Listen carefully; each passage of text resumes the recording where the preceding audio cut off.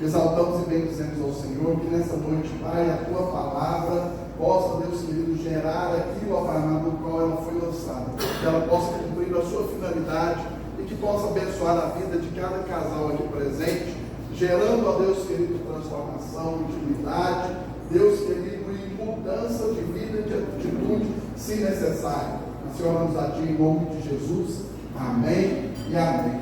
Queridos, essa ministração que nós vamos estar compartilhando com os irmãos hoje retrata a vida de um casal da Bíblia.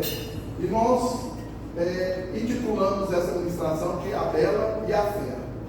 Então eu quero que você preste muita atenção e principalmente entenda que, ainda que nós estejamos falando referente ao homem, durante a ministração você vai entender que muitas das características desse homem também podem se aplicar à mulher.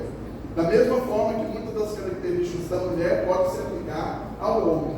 Então, em determinadas situações, vai existir momentos em que não vai ser a bela e a fera, vai ser o belo e a fera esposa. Porque em muitos casamentos a fera é a esposa, nem sempre é o marido, certo? Então, entenda isso, mas nós vamos caminhar da forma desse casal na Bíblia como padrão, mas que vocês possam trazer e ter esse entendimento e identificar dessa forma, para ficar fácil de você associar aquilo que nós estamos falando, talvez com algumas realidades da sua vida, talvez não, ou talvez com algumas realidades da vida de algum casal que você conheça, porque na realidade, mais do que aprendermos, nós precisamos aprender para ensinar outros, nós precisamos aprender para auxiliar outros. E às vezes eu e minha esposa costumamos falar o seguinte: quando nós fazemos rede de casais, fazemos encontro de casais, as pessoas acham que precisa ir para esses eventos somente casais que estão com problema no casamento. E não é isso. Porque se você não está com problema no seu casamento, glória a Deus por isso, você vai aprender um pouco mais para auxiliar aqueles que estão. Você vai ter algo a mais como bagagem para ajudar aqueles que precisam. E eu preciso que você entenda o seguinte: por mais tremendo que seja o seu casamento, por mais abençoado que seja, entenda uma coisa, meu querido: não existe família margarina na realidade. Mas o que é isso, pastor? Vocês já viram um comercial de margarina? Sim ou não? Geralmente eles vão ter uma família. E é uma família tão perfeita que nos comerciais é um casal de filhos. Um homem e uma mulher. Você não vai ter uma propaganda perfeita de família com duas meninas ou dois meninos. Não, você vai ver o homem, marido, a esposa, um casal de filhos. Porque isso no nosso imaginário é a perfeição. Eu, quando casei com a minha esposa, nós projetávamos ter os nossos filhos, e eu falava para ela: olha, precisa ser um casal. De preferência tem que ser primeiro um menino, porque é o menino que vai carregar o meu nome. Por quê? A menina, quando casa, hoje não existe isso, né? Mas antigamente existia isso. A menina, quando casava, qual o sobrenome que ela tirava? Do pai. E aí pegava o sobrenome do marido, bonitão. Aí o sobrenome do pai já era. Hoje não tem. Então eu falava para ela: primeiro tem que ser o menino, porque ele é que vai carregar o meu nome para frente. Então isso está no nosso imaginário. Então não existe famílias de comercial de margarina, mas não quer dizer que não possa existir famílias abençoadas. E assim é o casamento. Não existe casamento perfeito, mas pode existir casamento abençoado. Por que não existe casamento perfeito, pastor? Olha para a pessoa que está do seu lado aí. Olha para ela com todo amor e carinho. Olhou para ela com todo amor e carinho? Agora você tem coragem, condições e capacidade de afirmar com toda a verdade e falar para essa pessoa assim: você é perfeita? Você consegue fazer isso? Eu não consigo. Mesmo tendo com 30 anos de convivência com ela. Por quê? Porque nós, seres humanos, somos imperfeitos. E daquilo que é imperfeito não tem como sair perfeição, mas pode sair algo abençoado. Amém? E é isso que nós vamos compartilhar com vocês essa noite.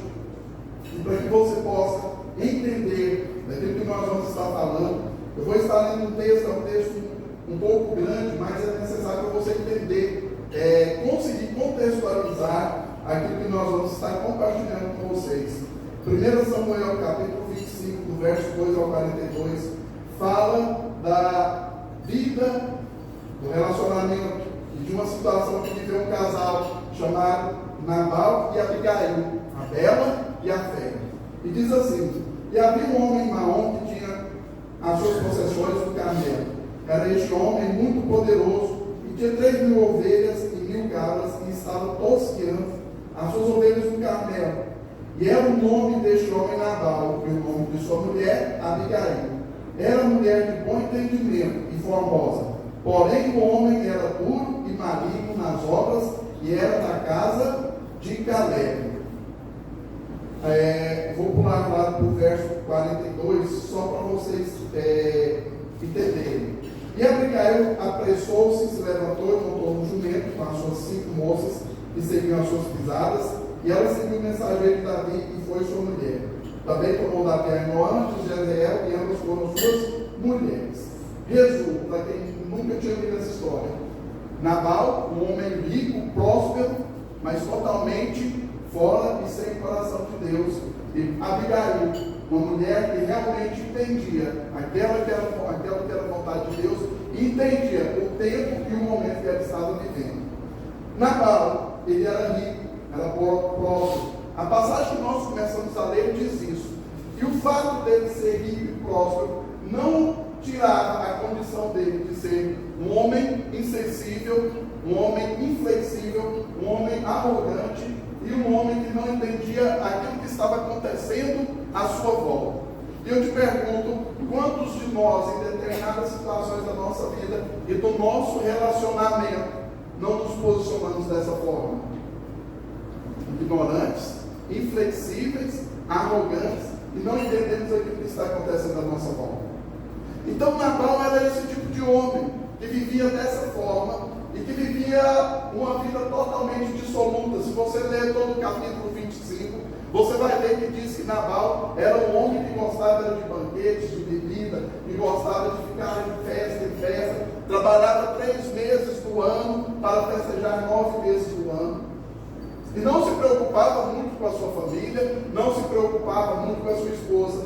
Tanto é que no texto do capítulo 25, você vai ver que fala que Nabal estava em um banquete, e naquele banquete estavam os seus amigos.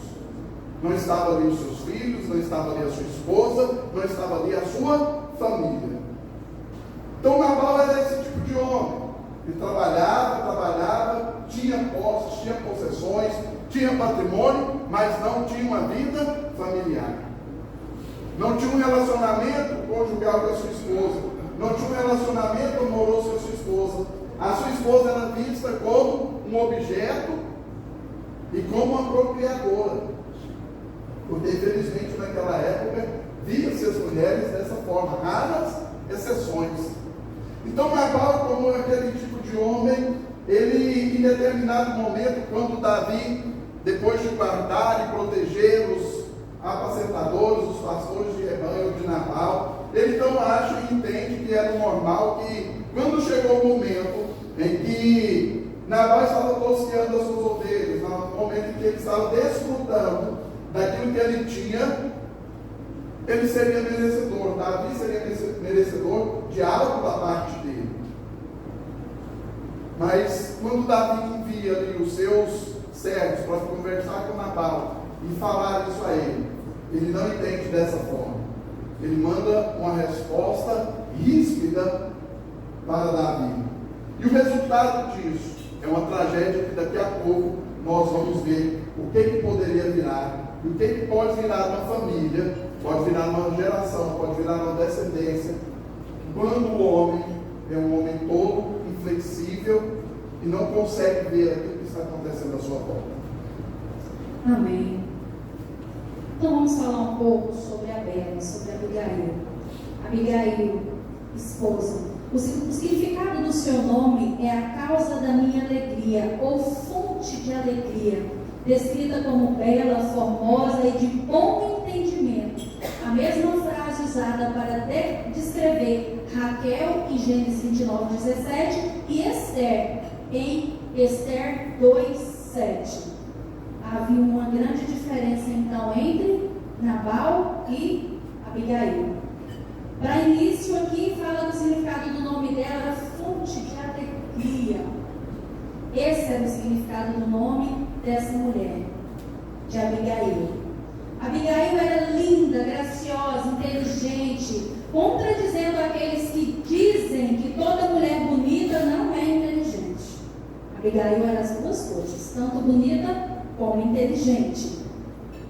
Além de bela e sábia, Abigail sabia discernir os eventos do seu tempo, sempre a par do que estava acontecendo ao seu redor. Abigail, diferente do seu marido, que era beberrão, que era um homem que não passava a saber o que estava acontecendo à sua volta, ela sabia que Davi já tinha sido ungido.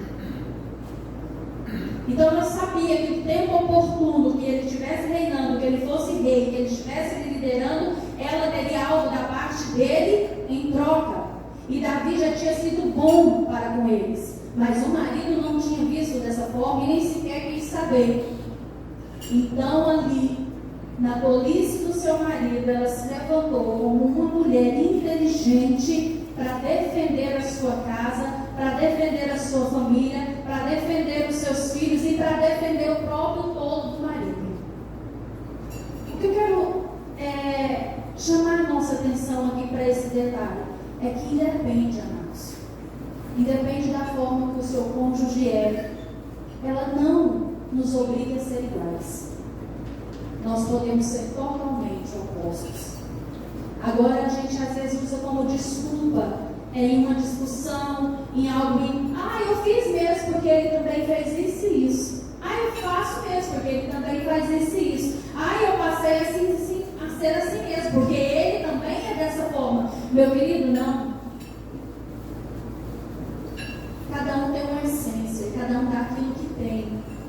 E nós precisamos oferecer aquilo que nós temos de melhor, independente do que o outro esteja fazendo, independente do que o outro esteja falando ou da postura do outro. Eu preciso ser quem eu sou, de fato e de verdade, quem Deus me chamou para ser. Eu não posso apagar aquilo que eu fui chamada para ser por causa da falta daquele que está do meu lado. Eu tenho que continuar sendo quem eu sou. E nós fomos chamados para ser o melhor do Senhor na nossa casa, na nossa família, no nosso ministério. Nós fomos chamados para ser o melhor.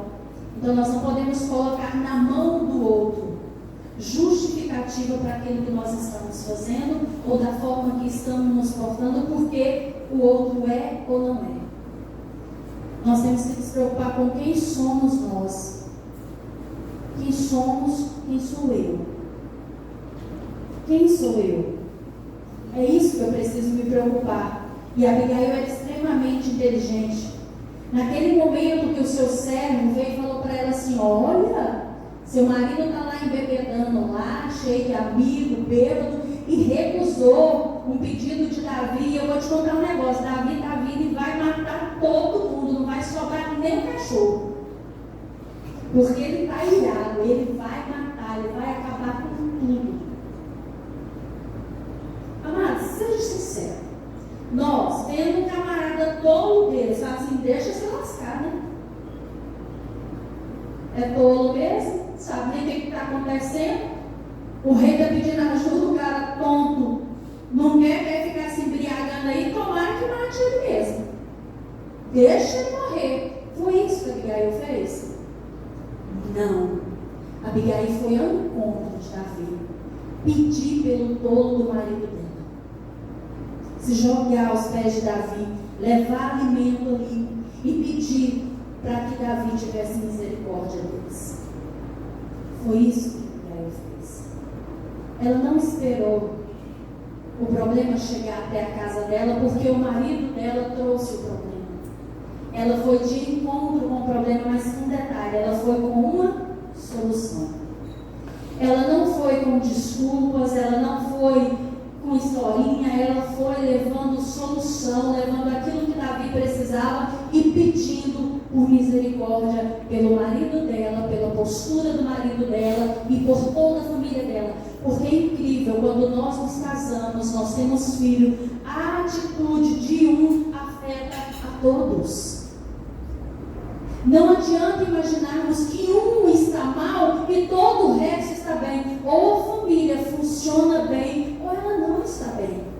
Ou cada um sabe qual é o seu papel dentro da família, ou vai ficar algo bagunçado. Não tem como eu estar bem no trabalho se eu estou mal dentro de casa. Não tem como eu estar bem no meu ministério se dentro da minha casa está um caos. Não existe, amados. As coisas precisam funcionar. E antes que houvesse a igreja instituída, se houve uma família, Adão e Eva. E muitas vezes nós nos escondemos atrás do nosso ministério para poder justificarmos a nossa ausência como família. Nós escondemos no ministério para poder justificar que não estamos dando devido valor à nossa família. E está errado. Está errado. Em primeiro lugar, na minha vida vem Deus. Em segundo lugar, vem meu relacionamento. Em terceiro, vem o ministério. Não tem como se ter um ministério abençoado com uma família abandonada e negligenciada. É impossível. Então nós temos que aprender, principalmente nós mulheres, não deixar que as atitudes, porque eles não andam por sentimento. Nós andamos pelas emoções, somos levadas pelas emoções. Então não é deixar que aquilo que no momento mal, no dia ruim, no dia mal desse homem, afete a minha postura como mulher, a qual fui criada para ser uma pessoa delicada, uma pessoa feliz, uma ajudadora idônea, apta para poder estar do lado dele nas necessidades dele. Amém? Queridos, o significado do nome Nabal é todo, ou louco. Agora imagine um sacerdote do lar, porque todas as vezes que o homem se casa, constitui sua família, ele é estabelecido pelo próprio Deus como sacerdote do seu lar. Agora imagine um sacerdote sendo conhecido como tolo, como louco. Isso era Nabal. E isso às vezes é a nossa própria vida na nossa casa, no nosso relacionamento com a nossa família. Quando nós deixamos nos conduzir por decisões, atitudes e reações que não estão condizentes com aquilo que a palavra de Deus diz, que não estão de acordo com aquilo que a Bíblia ensina, como eu, como cabeça do lar, como sacerdote do lar, devo ser e fazer. Assim era Nabal, um homem que era constituído como sacerdote do seu lar, mas que levou a sua família e caminhou a sua família a um momento de destruição. Se não fosse pela inteligência da sua esposa, não fosse pela percepção da sua esposa, aquela família não teria mais descendência, não teria mais história, não se poderia falar mais nada daquele povo. E quantas vezes nós nos deparamos com situações, nos encontramos no nosso relacionamento, com situações como essa, que às vezes uma palavra pode destruir a vida dos nossos filhos, a vida da nossa esposa, a vida do marido. Queridos, você quer saber e quer medir o termômetro do seu relacionamento? Você quer saber? Existe uma forma simples de você saber se o seu relacionamento, se a sua vida com a sua esposa realmente tem sido algo que tem agradado a Deus, que tem dado testemunho diante dos homens. É simples. Quantos aqui já têm filhos? Filhos adolescentes? É simples. Aqueles que não têm filhos adolescentes, aproveite e pegue essa instrução para a sua vida. É simples. Quando o seu filho adolescente olha para você e para a sua esposa, ele fala assim: um dia eu quero ter um casamento igual ao do meu pai e da minha mãe, um dia eu quero ter um casamento abençoado como esse. Ou seu filho adolescente, quando fala sobre casamento, ele fala: Deus me livre, não quero isso para a minha vida de jeito nenhum. Casar de forma nenhuma, ter filho piorou. O que ele tem falado? Porque as primeiras pessoas que veem o que o seu relacionamento é, são seus filhos. São as primeiras testemunhas daquilo que você vive no seu relacionamento. Queridos, não foi um, nem dois, nem três casais, que eu e minha esposa, ao longo desses mais de 15 anos, aconselhando famílias e casais, conhecemos. E quando você falava disso, quando falava sobre casamento para os filhos desses casais, eles queriam tudo na vida, menos o de estar casados. Porque o que eles viam no relacionamento do seu pai e da sua mãe era algo que não servia como exemplo para a vida deles. Então, precisamos decidir, como homens, como sacerdotes da nossa casa, sacerdotes do nosso lar, ser pessoas diferentes daquilo que Nabal foi. Nós não somos donos da verdade, nós não somos detentores de toda a realidade no mundo. E Nabal achava que era detentor de toda a realidade. Tanto é que as suas decisões não tinham mudança. Aquilo que ele havia decidido era aquilo e pronto. Não importava se estava certo ou errado, não importava se iria trazer bem ou mal, não importava as consequências. A única coisa que importava era ele impor a sua forma de pensar, a sua forma de ver, e impor aquilo que ele achava que estava correto. E nós sabemos que muitas das vezes, quando nós tomamos decisões, às vezes não é acertado. Muitas vezes pode estar certo sim, mas algumas vezes não vão estar. E aí, quando nós erramos, queridos, como a minha esposa falou, você não paga o preço sozinho. Quando você se casa, e ainda não tem filhos, ainda não é uma família, mas é apenas um casal, quando você erra, a sua esposa vai penar junto com você. Quando você tem uma família, quando você tem os seus filhos, quando você erra, a sua família também vai perecer junto com você, por causa da sua decisão. Por isso, nós não podemos ser tolos, nós não podemos ser loucos como Nabal foi e ter o coração duro e não perceber aquilo que está acontecendo à nossa volta.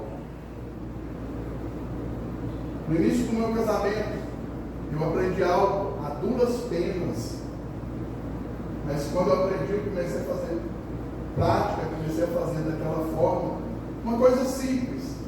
Quantos aqui, de vez em quando, recebem os seus amigos na sua casa, ou parente mesmo para almoçar, jantar? Quantos aqui? Só eu? Quantos aqui dos maridos, quando o seu amigo, o seu parente liga para você, fala assim: eu queria almoçar ou jantar na sua casa? Você já responde: pode ir, vamos marcar tal dia. Acho que quase nenhum, né? Pelo tempo de casamento que tem, quase nenhum. A maioria das vezes a gente fala o quê? Vou ver com a minha esposa. Inteligente. Eu falo que eu aprendi isso a duras penas, porque no começo do meu casamento, né, se a minha família, a família da minha esposa é totalmente diferente. Né? Para quem me conhece há mais tempo, né, não sei se você já ouviu essa expressão, mas eu me encaixo como uma pessoa farofeira. Você já ouviu essa expressão? Farofeira? Gosta de gente, gosta de tumulto, gosta de muvuca.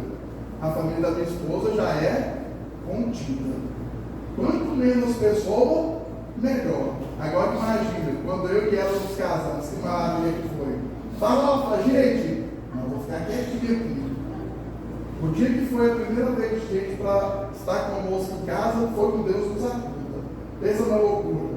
E pior ainda, porque aconteceu isso que eu falei. Né? Meus pais, não, vou lá na sua casa conhecer, pode ir, tal dia você pode ir lá.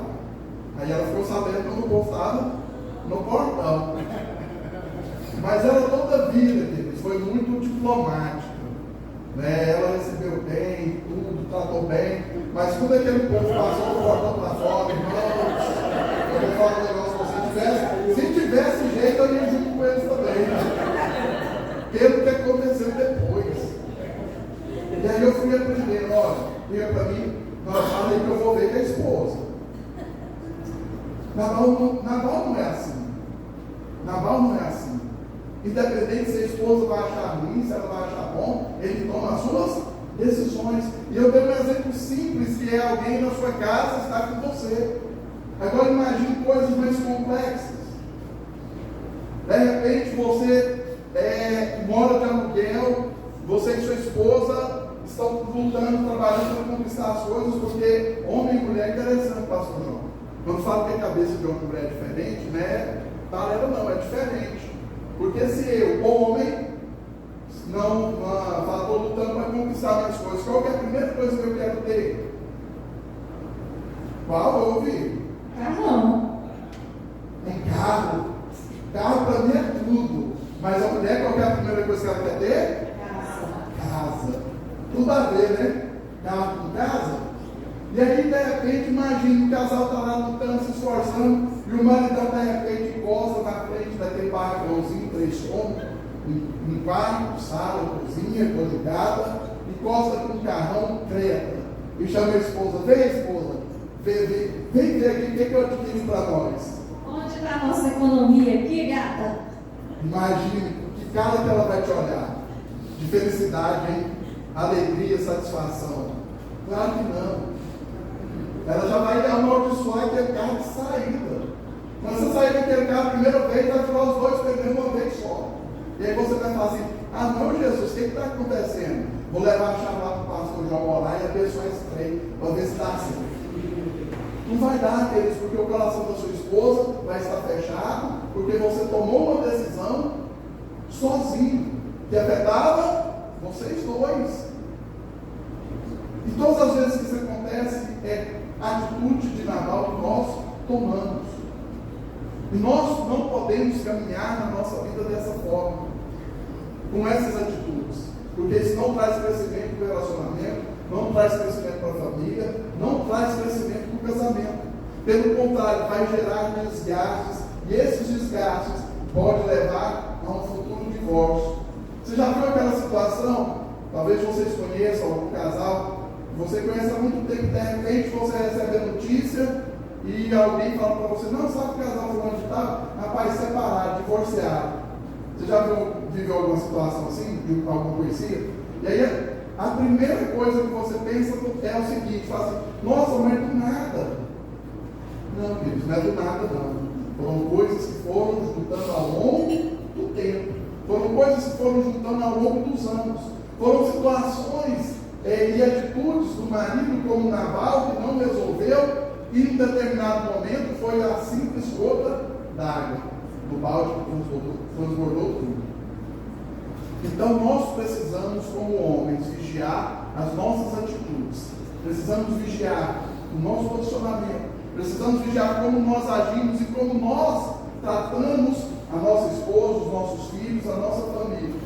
Se tem sido um tratamento como um louco, como um tolo, ou se tem sido de acordo com aquilo que a Bíblia, a palavra de Deus, nos ensina. Como que eu tenho pautado a minha vida?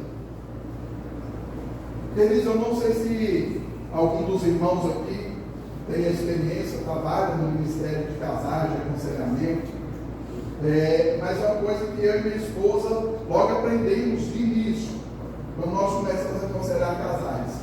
Quando você vai sentar com um casal para aconselhar, para ajudar, o que acontece? Do lado você tem o marido que está falando que a esposa tem razão o tempo todo. É assim? E do outro lado você tem a esposa que está falando: esse marido é a melhor coisa que podia acontecer de Deus para a minha vida. É desse jeito? Antes fosse, né? Mas não é. Você vai sentar no meio, de um lado você tem uma pessoa que quer ter razão a todo custo, e do outro lado você vai ter outra pessoa que também quer ter razão. E aí eu te pergunto: nessa situação, qual dos dois são errados? Os dois. Os dois são errados e os dois são certos. E aí eu aprendi com a minha esposa o seguinte: quando nós vamos aconselhar casais, a primeira coisa que a gente fala para eles, sentamos, falando para eles: olha, nem você, marido, tem razão, nem você, esposa, tem razão. Nós vamos partir do princípio seguinte: quem tem razão? Aí a gente pega a Bíblia e mostra para eles. A Bíblia. Ela tem razão. Porque eu pergunto para vocês: tem como questionar a Bíblia? Não tem como. Só se for um Nabal, for louco ou tolo. Não tem como. E aí você começa a mostrar de acordo com a Bíblia com o marido: olha, você está errado nesse ponto, mas você está certo nesse ponto. Mostra para a esposa: olha, você está errado assim, mas nesse aqui você está certo. Então a gente precisa começar a fazer um equilíbrio entre aquilo que você está certo e entre aquilo que ela está certa. Mas não era aquilo que Nabal queria fazer. Nabal queria ter razão em todos os E a decisão dele de não ajudar Davi poderia levar a ruína da sua família. E às vezes uma decisão que nós tomamos como sacerdote do nosso lar pode levar a ruína da nossa família. Queridos, é comprovado cientificamente por dados, que casais que se divorciam, a possibilidade de seus filhos casarem e se divorciarem é de 80%. Vocês estão entendendo? Então, uma simples decisão, não gosto mais dessa mulher, não amo mais dessa mulher, não amo mais desse homem, vou me divorciar. Não é só você que está se divorciando. Você pode estar gerando no coração de futuras gerações a mesma atitude daqui a algum tempo. Então, precisamos, como homens e como sacerdotes do nosso lar, ter atitudes pautadas pela palavra de Deus. Não por aquilo que nós achamos. Porque se eu for fazer tudo aquilo que eu acho, tudo aquilo que eu acho correto em relação à minha esposa, eu costumo falar o seguinte: divorciar, eu nunca quis, pastor João, mas cometer homicídio já foi várias vezes. Já foi várias vezes. Eu mato ali, eu ainda mato. Mas não me separo. Então, eu preciso pautar as minhas atitudes, as minhas decisões de acordo com a Bíblia, para que eu não corra o risco de errar. Verdade. Eu acho que ele já quis matar muitas vezes mesmo. Mas depois ele volta atrás e tudo fica na boa. Amados, o que a gente precisa entender é que os nossos maridos precisam de uma mulher que vai ajudá-lo, de uma mulher que tem palavras sábias, de uma mulher que sabe a hora de falar, mas que sabe a hora de se calar, sem se ofender, porque vai ter que se calar naquele momento. A palavra branda, ela vai fazer o quê? Aliviar a ira. Mas aquela palavra rígida, ela vai levantar e vai colocar mais lenha na fogueira. Então existe um momento, e é o que eu sempre digo para o mozão, não é, na grande maioria das vezes, não é o que eu falo, é a forma que eu falo, é a hora que eu escolho para falar. Muitas vezes o que eu estou falando está certo, eu tenho razão no que eu estou falando, mas a forma que eu estou entonando a minha voz, o horário, o momento que eu escolhi para falar, não é oportuno. E aí a coisa vai desandar. Então eu preciso saber qual é o momento certo para falar, mas também qual é o momento certo para mim me calar. Eu preciso entender que esse homem precisa de ajuda. E eu preciso entender que todas as vezes que eu for lá e colocar diante dele, e o acusar e falar de um problema, eu preciso, com a acusação, eu preciso vir com a solução. Eu não posso simplesmente trazer a acusação, mas não ter solução do problema. Tipo, olha, você fez e está errado e tudo se vira. Amado, se cair, cai os dois. Se cair, cai a família. Se crescer e for bem sucedida, vai a família junto. Mas se não for, todo mundo fica junto. Então não interessa quem foi que errou, quem cometeu o erro, quem deslizou, quem fez, quem deixou de fazer. O importante agora é que os dois se unam para trazer solução. Aquilo porque a bagunça já foi feita. Agora, para organizar, precisa se unir. E nós precisamos ser inteligentes o suficiente para saber que eles não sabem de tudo. E eles não são obrigados a saber de tudo. E o homem, ele é movido pelo hoje. Ele não vê muito além. As mulheres conseguem parar, pensar, analisar nenhuma decisão hoje que vai trazer consequência daqui a 10 anos. A gente consegue fazer isso. O homem, ele acha que se resolveu agora, imediatista, né? Resolvi agora, está resolvido. E nem sempre é assim. Às vezes a solução daquele momento é a causa da dor de cabeça por longos anos. Então precisa se unir. Não se vira. Você fez, se vira. Foi culpa sua? Se vira. Não, queridos, vocês são uma família. E essa família vai ruir juntas. Todo mundo vai cair. Então não existe certo ou errado. Ou todo mundo desce a ladeira ou todo mundo sobe. Não tem como correr. Você querendo ou não, você está no mesmo barco. Sabe aquelas coisas que a gente vê na internet que tem um barquinho, duas pessoas sentadas, um furo no meio, um pega na água jogando fora e o outro de braço cruzado? Querido, quando afundar de vez o outro cansado de jogar água para fora, vai morrer só ele?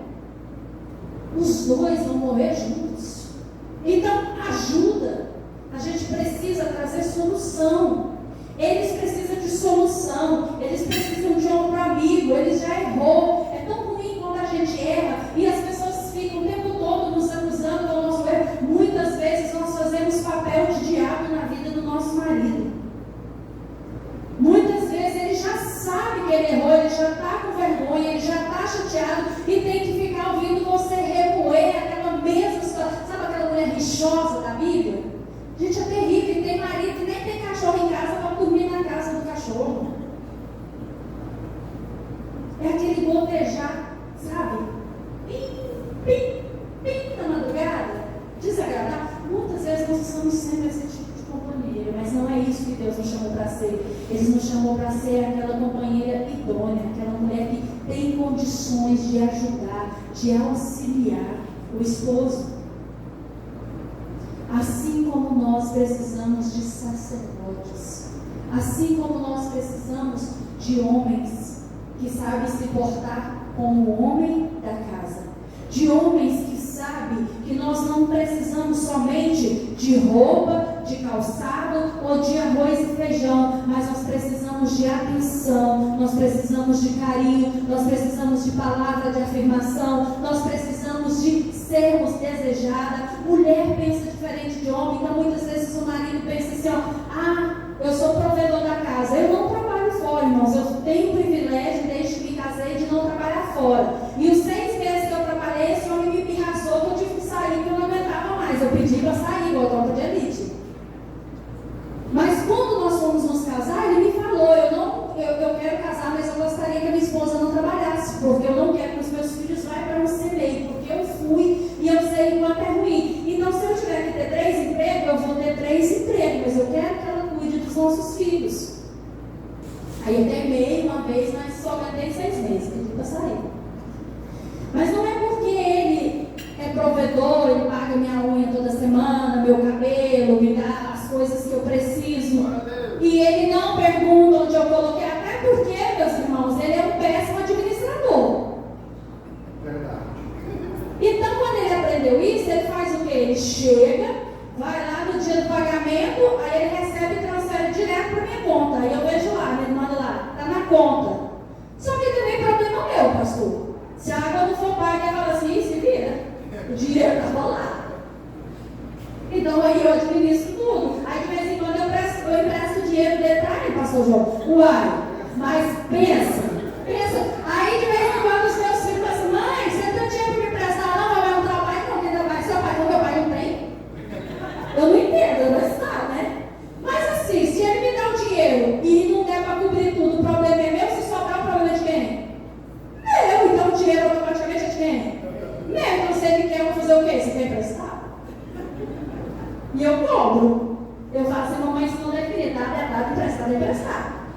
Então assim, mas não é porque ele é esse provedor que ele fala assim, não, você está passando de bom, você não reclama demais. Não, meu querido, eu quero tempo, eu quero tempo de qualidade, eu quero meu marido. Estar em casa não significa estar com uma pessoa amada.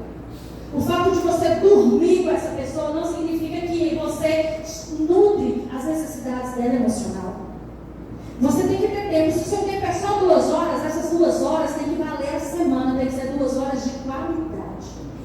Tem que ser 2 horas que o seu celular não será mais importante que ela. Tem que ser 2 horas que a série da Netflix não é mais importante que ela. Tem que ser 2 horas que, se vocês vão ver programação juntos, os 2 vão escolher juntos. Tem que ser 2 horas que você não gosta de x-salada, né, mozão? Mas você vai comer x-salada, porque a esposa gosta de x-salada. Tem que ser 2 horas, esposa, que você vai receber aquele colega do seu marido que você não é muito fã. Você vai até passear porque seu marido quer ir. Você não vai fazer por você, você vai fazer por ele. Quando você vai no velório, você não vai pelo morto, você vai pelos familiares que amavam o morto. Então nós fazemos pelo outro, nós precisamos aprender a abrir mão. Eu não gosto de mosquito, eu sou alérgica a mosquito, meu pé fica inchado, eu dou febre. E a minha filha mais nova é a mesma coisa. Esse homem, o passeio do ano dele é acampar 5 dias em Aruanã, lá nem tem mosquito. Ele conta os dias no dedo para chegar em setembro, pastor, para ficar 5 dias sendo comido por borrachudo. Ele não gosta de Caldas Novas. Mas eu vou em Caldas Novas com ele pelo menos 3 vezes por ano. Ele não vai porque ele gosta, ele vai porque eu gosto. Só que detalhe, nós fazemos um acampamento, sempre vai família e amigos. Queridos, eu, uma semana antes, faço escala de almoço, quais vão ser as refeições, quais as mulheres estão escaladas para cozinhar, quais as mulheres vão folgar, quais mulheres vão lavar vasilha, como que vai ser. Eu administro tudo.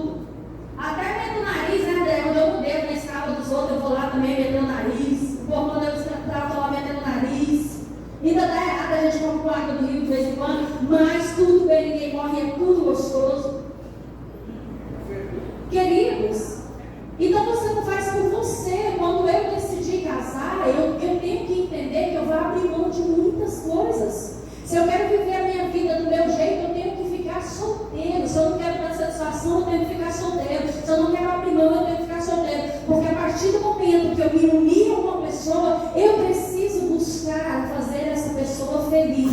E muitas vezes fazê-la feliz por ser tão diferente de mim, significa deixar o meu eu aqui para cumprir aqui. Só que detalhe, quando eu estou lá com o mosquitinho comendo, ele manda manipular remedinho para amenizar a situação. Mas quando eu estou lá, sabe, às vezes pensando, meu Deus, eu queria estar naquela água quente lá, mas que eu olho para aquele sorriso dele de orelha em orelha, eu fico muito feliz por estar contribuindo com aquilo que ele ama. Eu fico feliz em poder estar do lado dele naquilo que ele ama fazer. E quando ele vai comigo para onde eu gosto, ele faz as coisas que eu gosto de fazer. Então nós precisamos desse marido. E esses maridos precisam dessas esposas que sabem o que é empatia, companheirismo, que se coloca no lugar dele, que fala assim, eu não gosto, mas ele gosta. Eu não quero ir, eu não gosto, mas ela, o que ela pensa a respeito disso? Nós não nos casamos para poder matar os sonhos das pessoas que amamos, nós nos casamos para ajudá-las a realizar os seus sonhos. É diferente. Nós não somos rivais, nós somos parceiros, e parceiros trabalham junto por um bem maior. Finalizar com você? Queridos, Abigail e Nabal, duas pessoas totalmente diferentes, assim como eu sou diferente da minha esposa, assim como você é diferente da sua esposa. Mas Nabal, ele não teve a oportunidade e o privilégio que nós temos de às vezes ouvir a palavra da parte de Deus para corrigir o nosso relacionamento, para colocar esse relacionamento para ser de acordo com o padrão daquilo que Deus quer. E o resultado, quando você vai terminando o capítulo 25, você vê que o resultado para a vida de Nabal foi um, resultado para a vida de Abigail foi outro. Diz no texto que Nabal, passado alguns dias, fez aquilo com Davi, ele morreu. Simplesmente morreu de um mal súbito. Não morreu nem matado por Davi ou um dos seus homens. Morreu de um mal súbito. O resultado para Abigail foi se casar e tornar uma das esposas do rei. Isso nos mostra algo bem claro, que o que faz a diferença não é o fato simples de eu ser de um jeito ou de outro, mas aquilo que está no meu coração e como eu conduzo as situações que estão à minha volta, as situações que se apresentam na minha vida, no meu dia a dia, no meu relacionamento. As suas decisões podem fazer o seu relacionamento ser um relacionamento de rei e rainha, de príncipe e de princesa. Mas as suas decisões também podem levar o seu relacionamento para o cemitério, pode enterrar, pode acabar com ele. E a decisão está nas suas mãos. A decisão está no seu coração. Como você quer conduzir isso? Como você quer fazer isso? E eu te digo, a forma de você agir, com a possibilidade mínima de errar, é colocando as suas decisões pautadas por aquilo que a Bíblia diz, por aquilo que a palavra do Senhor nos ensina, porque ela nos dá a resposta para toda e qualquer situação na nossa vida. Amém? Se coloque de pé.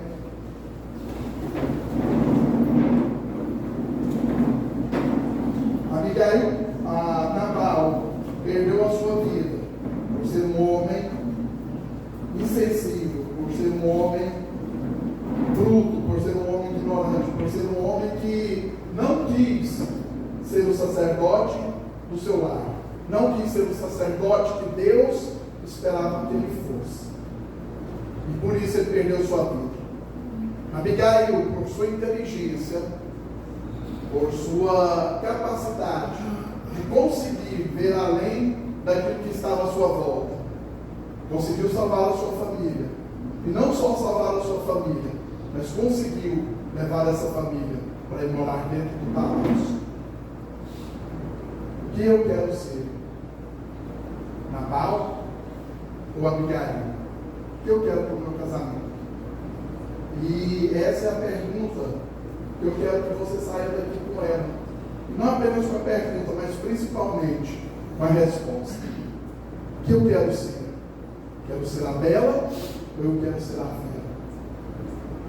Amém? Feche seus olhos. Agora nós vamos fazer uma oração diferente.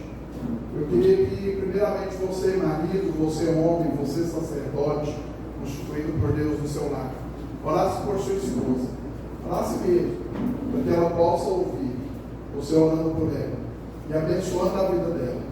E assim que você terminar, a sua esposa, como a auxiliar, como a ajudadora, como aquela que Deus colocou do seu lado para ser a sua companheira, a sua ajudadora, vai fazer a mesma coisa, vai estar orando por você, para que você possa ouvir aquilo que ela está dizendo. Queridos, o momento da oração do casal é muito importante, porque é um momento onde você apresenta o seu coração, não somente diante de Deus, mas diante da pessoa que você ama. Amém? Então façamos. Senhor Deus, Pai querido, em nome de Jesus, nessa hora, Pai, eu apresento a vida da minha esposa diante do Senhor. Para que o Senhor possa tomar a vida dela nas suas mãos. Deus, que Ele está cada dia trazendo graça, unção, vida, sabedoria, Deus, que conhecimento. Que cada dia o Senhor venha capacitando ela, Pai, para que ela possa cumprir o propósito que o Senhor tem não só para a vida dela, mas o que o Senhor tem para nós como casal, como família. Deus, em nome de Jesus, eu te peço, Pai, que toda ação do mal, toda ação do maligno, Pai, possa ser jogada por terra, possa ser desfeita, possa ser quebrada pelo poder que há no nome de Jesus.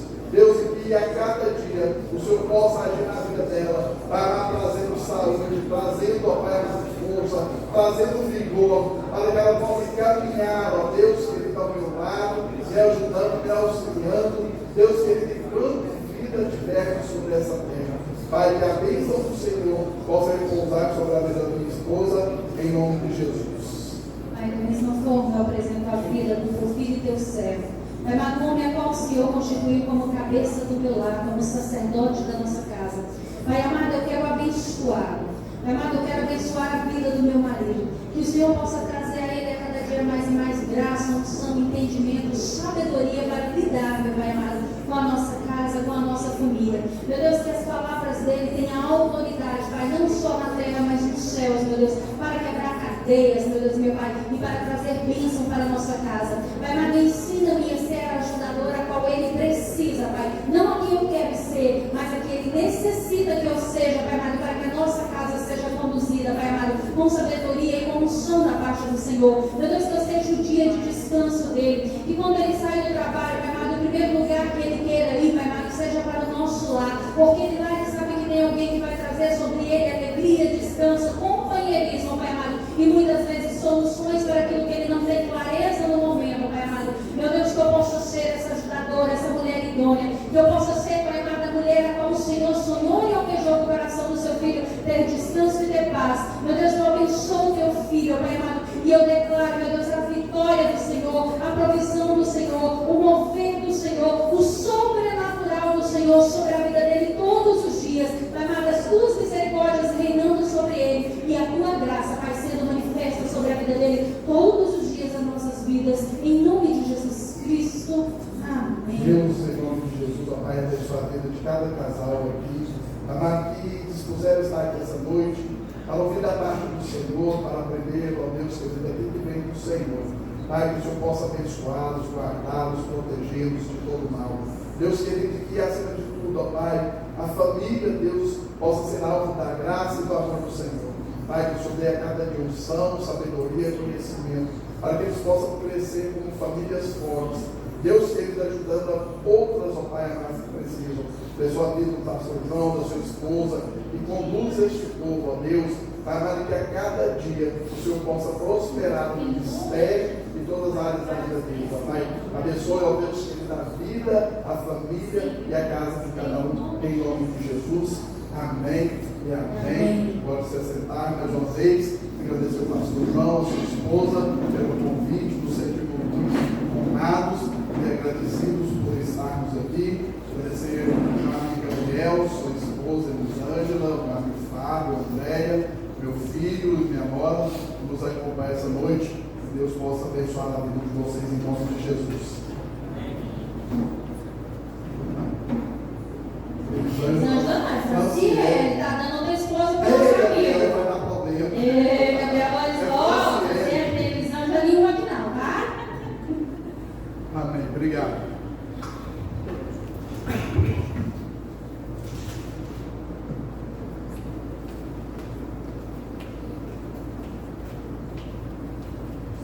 Bom,